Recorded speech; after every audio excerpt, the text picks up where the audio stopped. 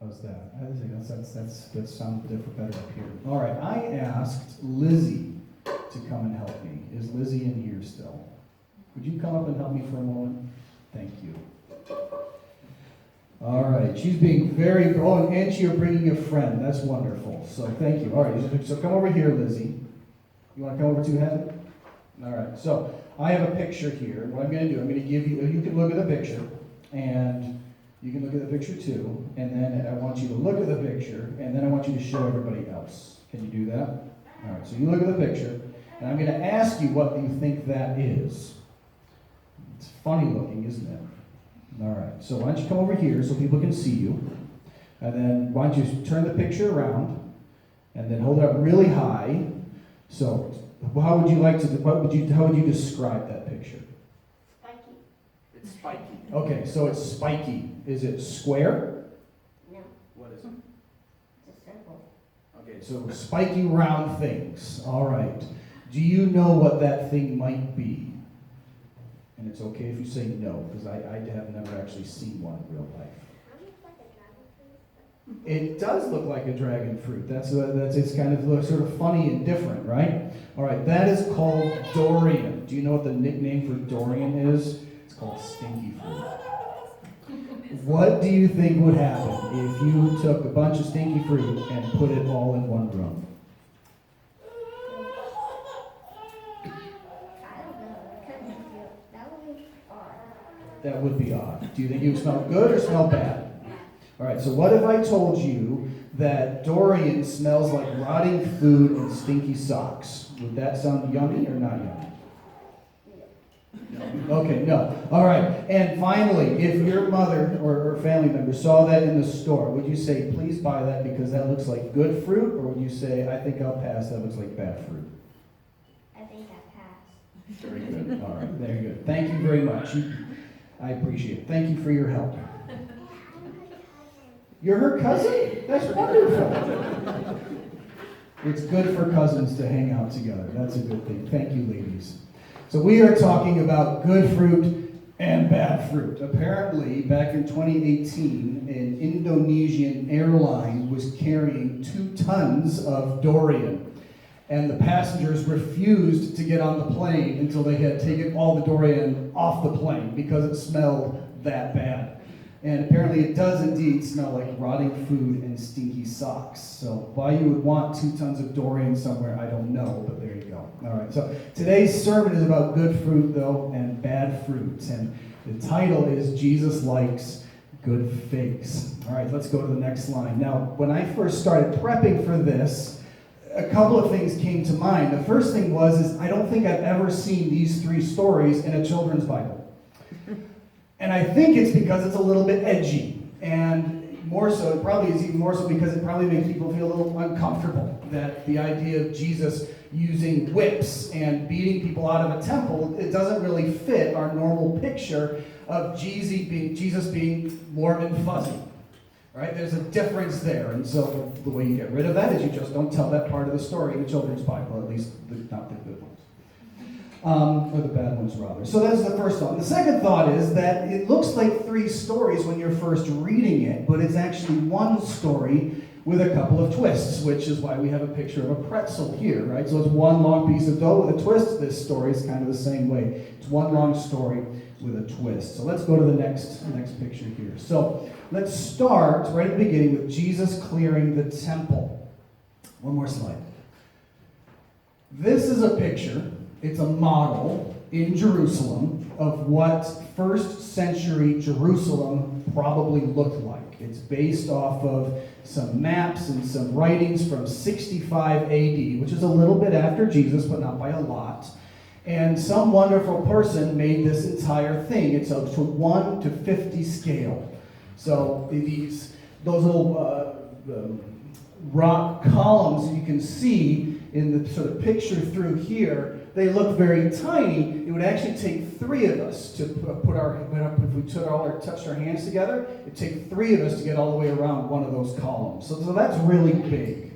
All right, and then you can't really see it very well, but there's a door there, and those doors, they're about 30 to 60 feet tall, depending on who you read. And so these are big doors, and it's a big city. And right in the middle, you've got a really big temple. And it's sort of elevated. That's why they called it the Temple Mount, is because they made this mini mountain. And they put the temple on top of it. All right, let's go to the next slide. And if we zoom in just a little, that gives us an understanding of what the temple probably looked like when Jesus was around. And so you have this really big thing in the center. It's called the Holy Place. And in the center of the Holy Place is the Holy of Holies. That was the spot where God was most present amongst his people. All right? And then you have this bigger spot called the Holy Place. And then only the priest could enter that spot. And even that with the Holy of Holies once a year. So that was a super restricted place. Only the high priest could go there, nobody else. And then you've got this courtyard around the outside, and that's called the priest's courtyard.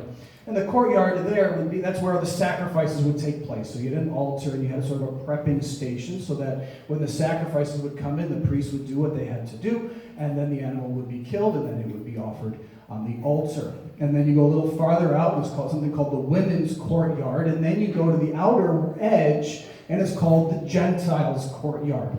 The Gentiles' courtyard is the setting for Matthew 21:12, that's what we're doing today, all the way through Matthew 24, verse 1.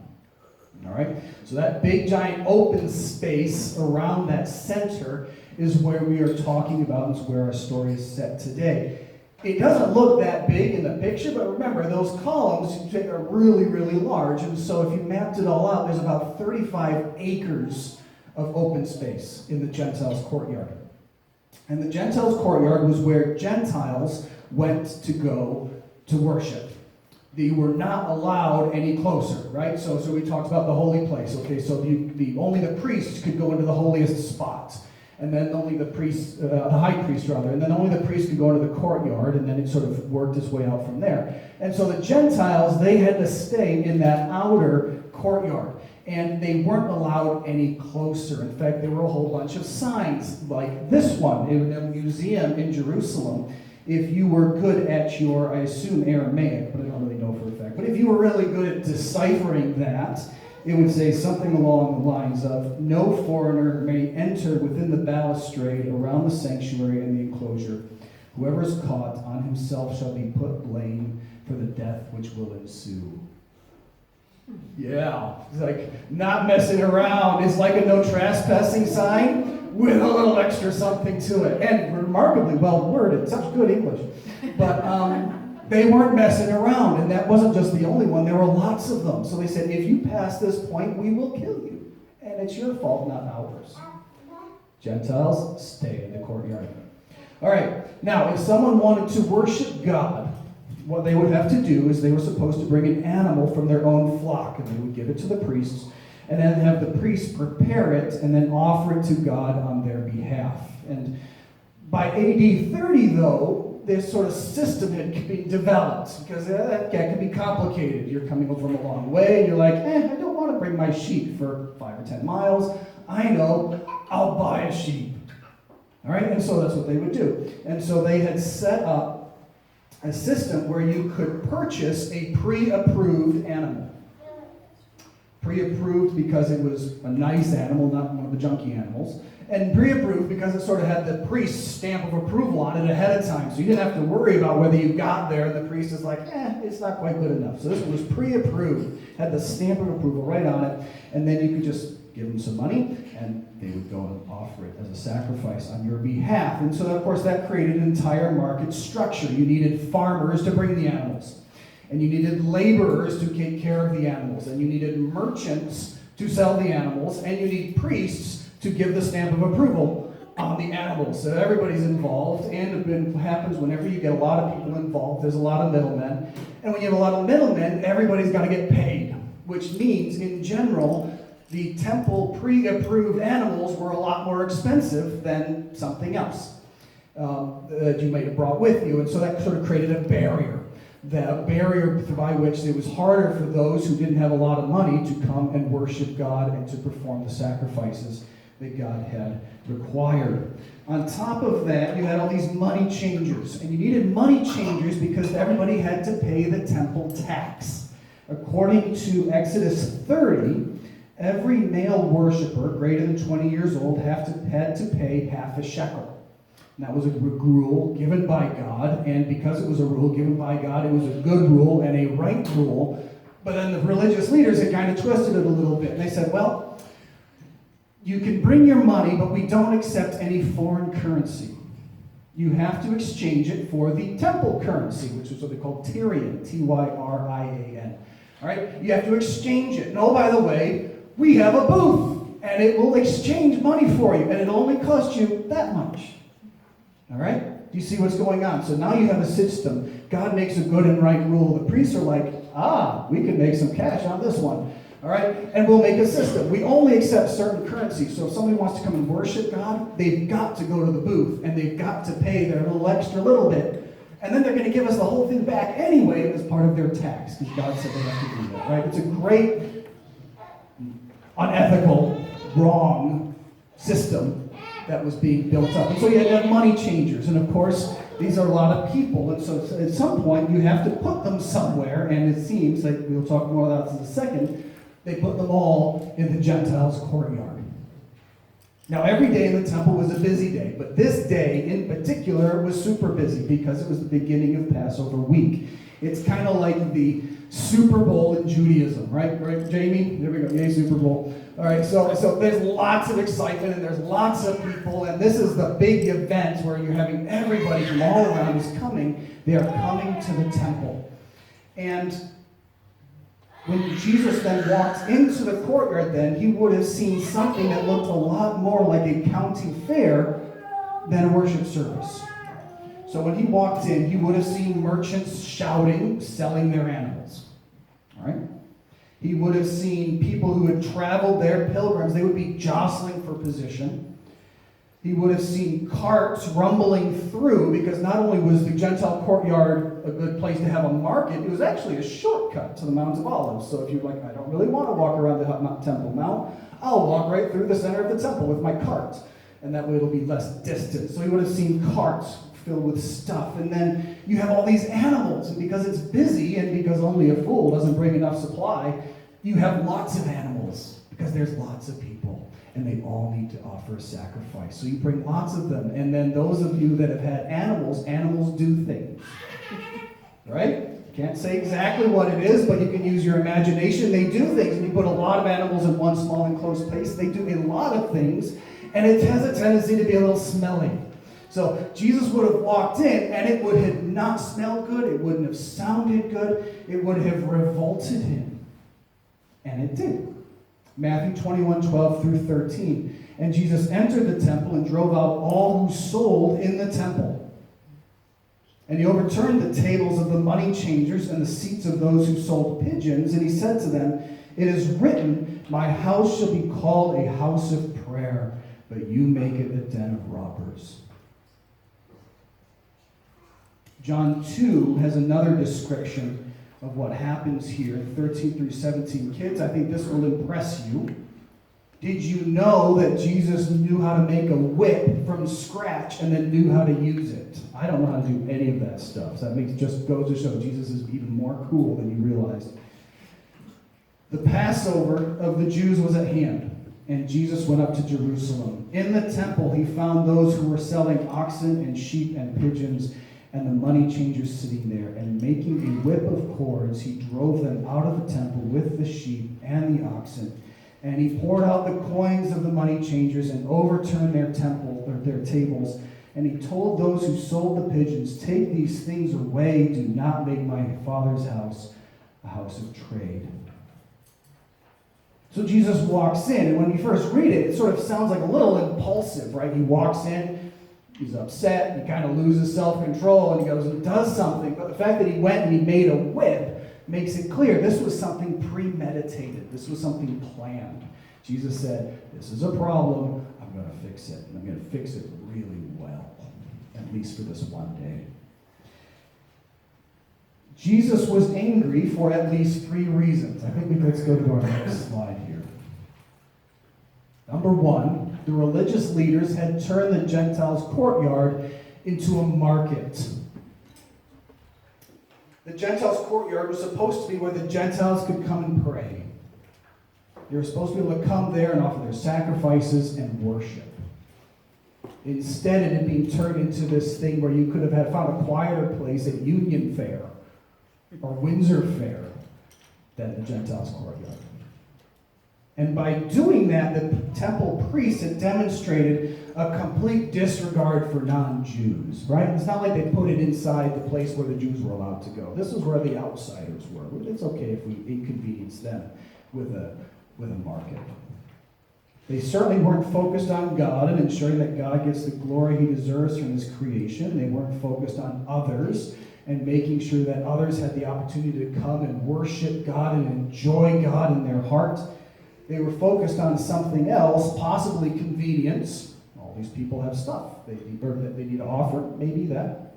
Maybe profit. Maybe social approval. Whatever it was, we certainly can say that they were focused on themselves, and that made Jesus disgusted. He found all of that repulsive.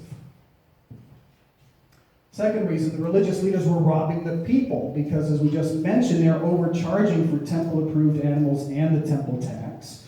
And then finally, the religious leaders were robbing God. So instead of loving God with all their heart, soul, and mind, like they were commanded to do in the Old Testament, and like God deserves, they thought they could fool God by just looking really good on the outside.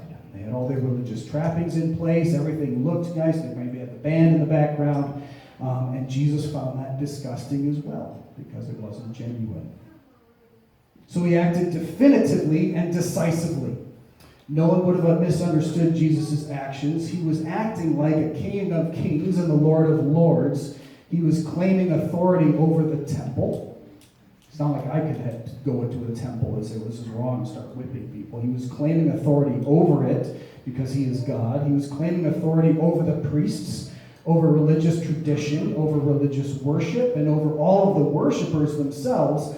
And he could wield that authority with authority, like a whip, literally. You see that? So in the way that you and I could never do because we don't have that authority, Jesus goes into the temple and he wields his authority with authority. Next slide. All right, let's skip forward a little bit. We're going to come back to the chunk about the fig tree in a moment, but let's do the Pharisees challenge Jesus in verses 23 through 27. So this is the day after the temple story. And the religious leaders are perhaps somewhat understandably, though not rightly, they're a little miffed.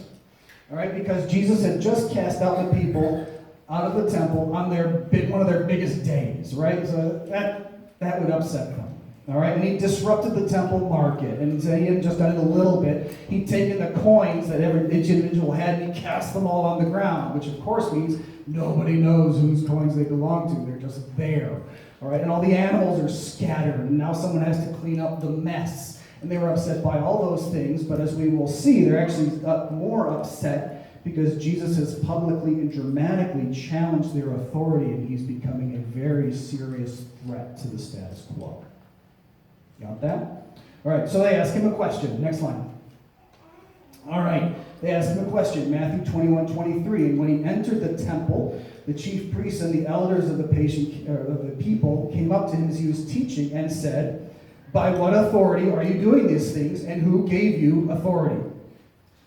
It's not a very good question, because I think they actually knew the answer already, and they certainly would have known the answer, because if you remember back to the story about the temple, all the children were singing praises of the Messiah. So if they had just listened to the kids, this is good, this is your moment. If they had listened to the kids, they would have known the answer to this question.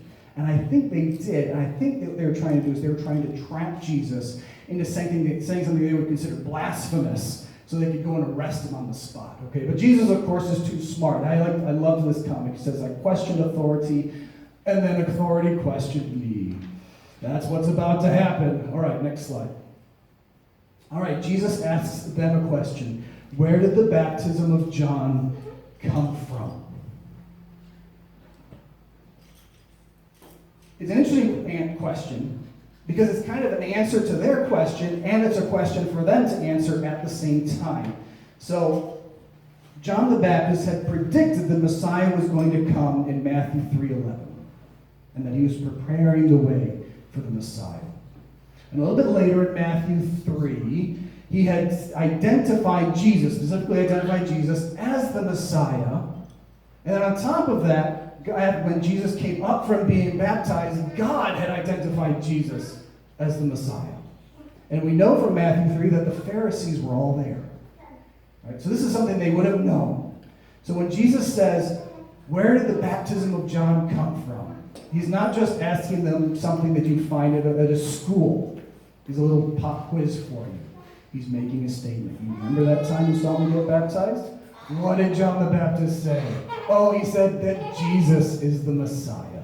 So he's kind of answering it and not answering it at the same time here. All right, this puts the Pharisees in a conundrum. Let's do the next slide. What are you going to do when Jesus asks you an awkward question? Because there were two options. They could say, John the Baptist was just another man, and he wasn't particularly impressive, and we decided not to believe him because we don't think he came from God. That was option number one. And it wasn't a very good option because most of the people in the temple at that time, all the non-religious leaders, they thought John the Baptist was a prophet and he was from God. So if you say he's from man, you're going to upset a lot of people, and that's awkward. We don't like to do that. Okay, so that's option number one. Option number two, quite frankly, is worse, because if you say John the Baptist is from God, then Jesus will ask you an awkward question, like, why didn't you believe him? Well, that's hard too, because we don't like Jesus. At least the religious Pharisees didn't like Jesus, so we don't want to answer that one. So what do we do when we're faced with two difficult choices? We fudge it, right? They lied. And so they said, well, that's a good question, Jesus. We don't know. And he responded, neither will I tell you where I get my authority. Now, he will in a little while, back, I believe, in Matthew 24:25. And at that point, they're going to go bonkers and arrest him and try and crucify him. So he's not avoiding the issue. It's just not his time yet. It will be in a couple of chapters. All right? Let's jump to the next slide. Let's study the fig tree. This, for me, was the most confusing part of the text. And I think it confuses a lot of other people. We know it's somehow connected to Jesus driving people out of the temple. And the reason we know that is because in the book of Mark, which is a parallel account, he mentions the temple, he mentions the fig tree. But instead of having the fig tree story just after the temple story, so you're not really sure if it goes together, he bookends it. So he talks about Jesus cursing the fig tree. And then he talks about casting everybody out of the temple. And then he talks about the fig tree being withered. You see that? He creates this sort of sandwich. And when the Bible creates a sandwich, a theological sandwich, the goal of the sandwich is to highlight the stuff inside of the sandwich. Namely, Jesus throwing everybody out of the temple. Do you see that? That's a sort of a strategy. They didn't have exclamation marks and bold and underline and red print. They had to just write it out by hand. So they said, how do we make sure everybody really pays attention to this bit? Let's make a sandwich. All right? So that's what they would do. So we know this is an important part, that somehow the fig tree highlights the temple story in some way. And then interestingly, I didn't know this part, that this is the only miracle in the book of Matthew that occurs in or around Jerusalem. So Matthew's kind of highlighting it too, right? He probably could have mentioned all sorts of miracles. I mean, all these lame people and blind people came to see Jesus. Who knows if he healed them or what he did, but this is the only one mentioned. As if to say, I'm going to highlight this bit. Don't miss this part. All right? So I'm going to give you a clue to how we sort of decipher this. Fig trees are a metaphor. And they're used as a metaphor in the Old Testament for Israel at least 7 times. Now, I have all of the references in my notes. If you want them, you can have them, but if I just said them, you would find it confusing. So, if you want the references, come talk to me. Let's read Matthew 21, 18 through 22. It says, in the morning, as he was returning to the city, he became hungry, and seeing a fig tree by the wayside, he went to it and found nothing on it but only leaves. And he said to it, may no fruit ever come from you again. And the fig tree withered at once. When the disciples saw it, they marveled, saying, how did the fig tree wither at once? And Jesus answered them, truly I say to you, if you have faith and do not doubt, You will not only do what has been done to the fig tree, but even if you say to this mountain, be taken up and thrown into the sea, it will happen. Whatever you ask in prayer, you will receive if you have faith. Let's go to the next slide. So we need to talk a little bit of botany. This is a fig tree. I don't know who that is in the corner there, but this was the best picture I could find on Google, so there we go. All right, so that is a fig tree in Israel. Fig trees lose all their leaves in the winter. There as well as here. In March, they sprout, and they are called green figs, because believe it or not, they are green. So let's go to the next slide. All right, there we go. So we have green figs. So the green figs will start to show up in March. And then the leaves start to show up in April. So first the little green figs show up, these little nubbin type things, and then they start to grow. And then you get the leaves in April. And by the time the tree is full of leaves, the green figs should be ready to eat. And then the following month, in May, the green figs fall off and they're replaced by the regular figs, the ones you can buy in Hannaford. Now, Passover is in April. So the leaves were just starting to come out. And if a traveler was hungry and he saw a tree in the distance and the fig tree had leaves on it and it was full of leaves, he or she could reasonably assume there would be green figs on it. You got that? And that seems to be what happened to Jesus. He was hungry, he saw a fig tree in the distance, and he goes over to the fig tree and looking for the green figs because he wanted to eat them, and there was nothing present. So the tree looked really good from the distance, but when he got up close, there was no fruit. Got it?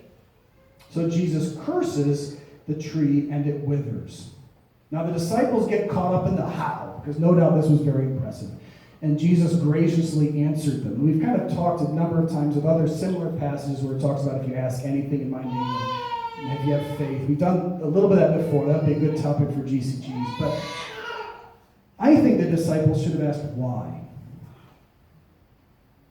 Jesus did not curse the tree because he was having a bad day or because he was hangry. Do you know what hangry is? Those of you that are grandparents, that's when you're hungry and therefore you are angry. Okay, I worked on an ambulance for a long time. My colleague, she's told me right up front, my first day with her, she said, your only job is to keep me well fed because I get grumpy if I don't get well fed. All right, and so I did. I kept her very well fed that entire 24-hour shift. Carrie knows what I'm talking about. Food is important.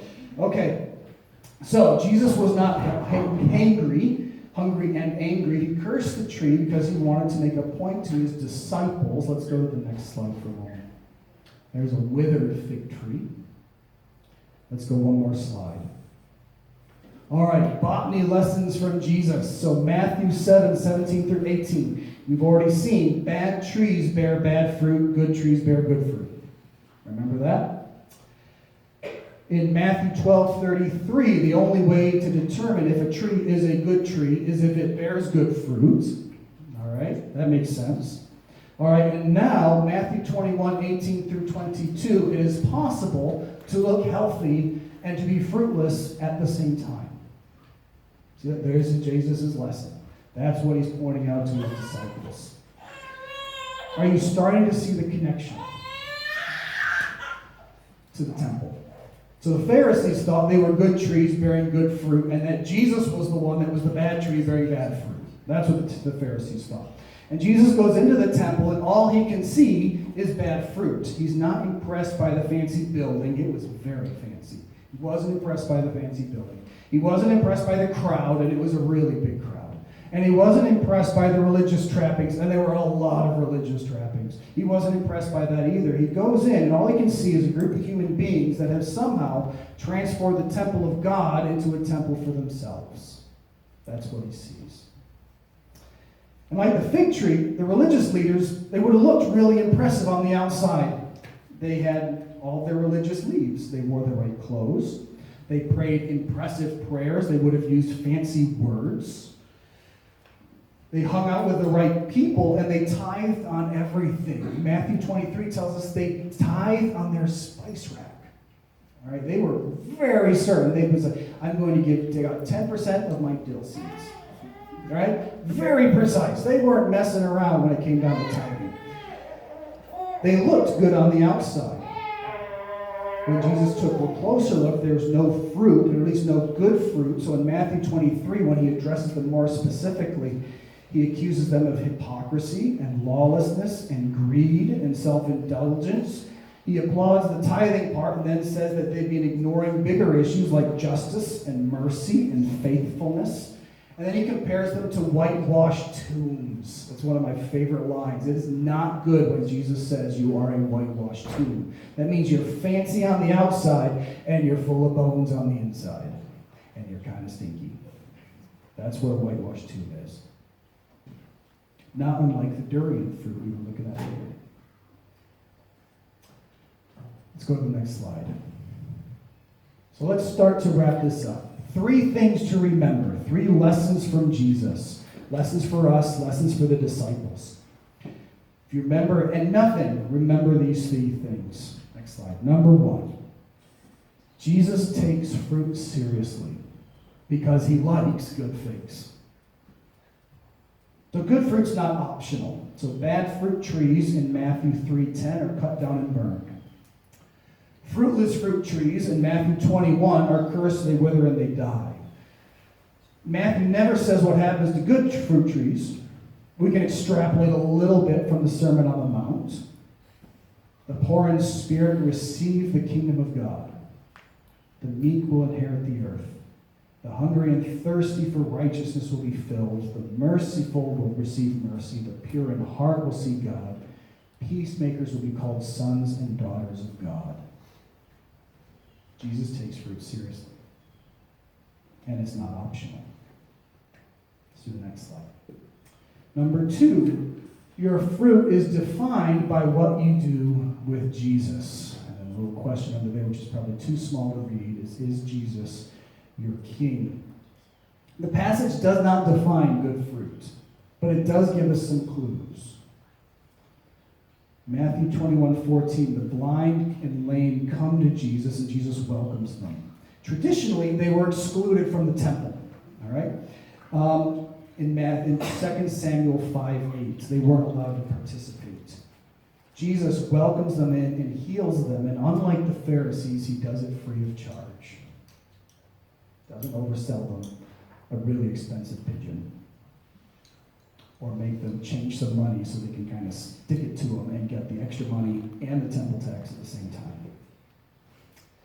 The children of the temple praised Jesus, and they identified him as the Messiah, and Jesus thought that was awesome and a fulfillment of Scripture.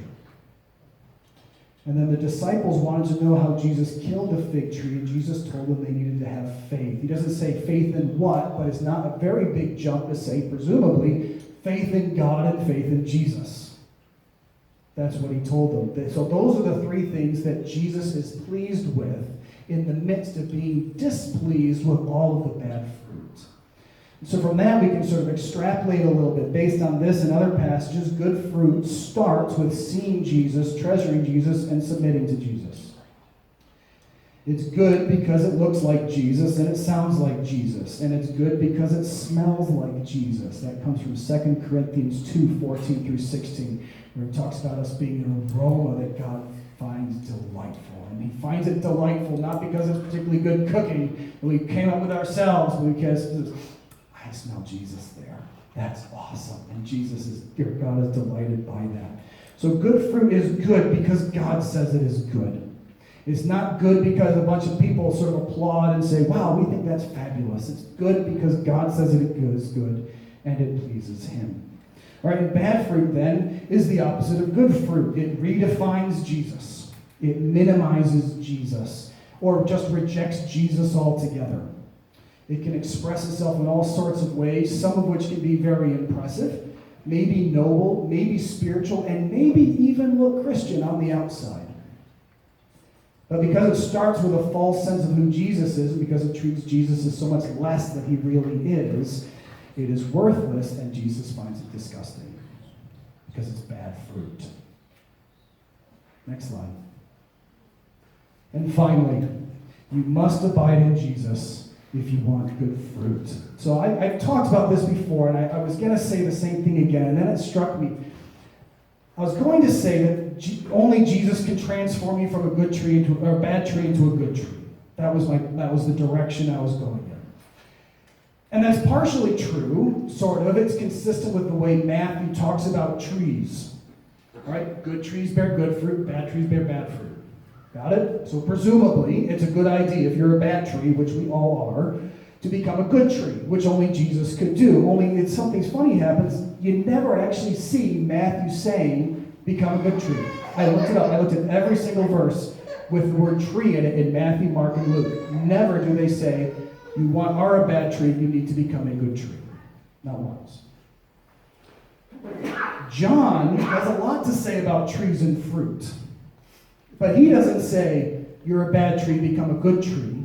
He says, you need to start abiding in the only tree, the only plant that is truly good. You see the difference? God's not about sort of revolutionizing you so that you're sort of this magnificent fig tree. He says you need to be connected to Jesus because Jesus is the only good tree that exists. John 15, 1 through 4. I am the true vine. Talking about vines, not figs. It's okay. I am the true vine, and my Father is the vine dresser. Every branch in me that does not bear fruit, he takes away. And every branch that does bear fruit, he prunes, that it may bear more fruit. Already you are clean because of the word I have spoken to you. Abide in me, and I in you. As the branch cannot bear fruit by itself unless it abides in the vine. See that? Don't try and be a good tree all by your lonesome. It won't work. It doesn't end well.